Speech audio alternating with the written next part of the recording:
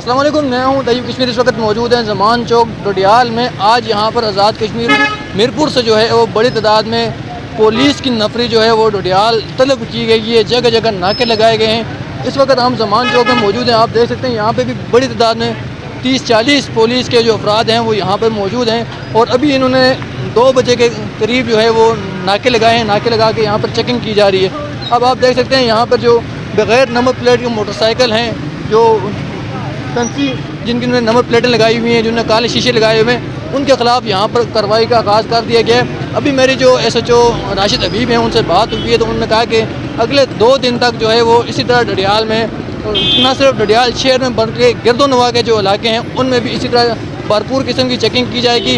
और जो non custom गाड़ियाँ हैं उनके ख़िलाफ़ भी कार्रवाई होगी। और जो जिन लोगों ने, इनके पास एक डिवाइस है, आप मेरे पे बैग पे देख सकते हैं, यहाँ पे वो चेक कर रहे हैं। जो इन डिवाइस के ज़रिए उन गाड़ियों को चेक किया जाएगा कि आया वो गाड़ियाँ असली हैं या नॉन कस्टम हैं, जेली हैं, उनके ख़िलाफ़ भी उनकी भी पकड़ दकड़ होगी।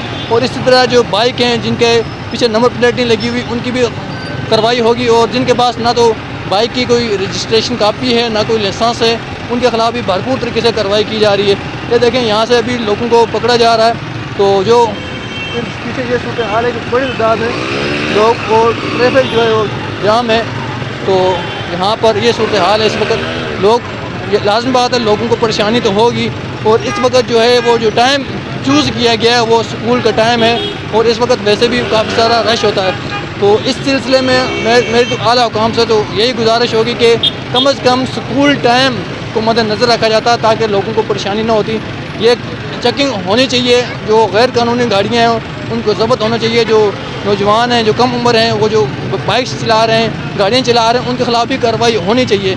लेकिन टाइम को भी मद्देनज़र रखना चाहिए। और इस वक्त जो है वो स्कूल का टाइम, कि छुट्टी का टाइम होने वाला है, जिसकी वजह से वैसे भी आम तौर पर अगर एक गाड़ी खड़ी हो जाए चौक में तो पूरा 1-1 घंटा 2-2 घंटे जो है वो ट्रैफिक जाम रहती है। लेकिन इस वक्त अगर यहाँ पर 40-50 के करीब पुलिस के अधिकार खड़े होंगे तो आप उसके पास अंदाज़ा लगा लें। अगर यहाँ पे चेकिंग करने के लिए गाड़ियों को खड़ा किया जाएगा तो फिर अंदाज़ा लगा लें कि कितना लोगों को तकलीफ़ होगी, कितनी लोगों को मुश्किलात का सामना करना पड़ेगा। मुझे दें इजाज़त, आपसे फिर मिलेंगे नई वीडियो में। तब तक के लिए अल्लाह हाफिज़।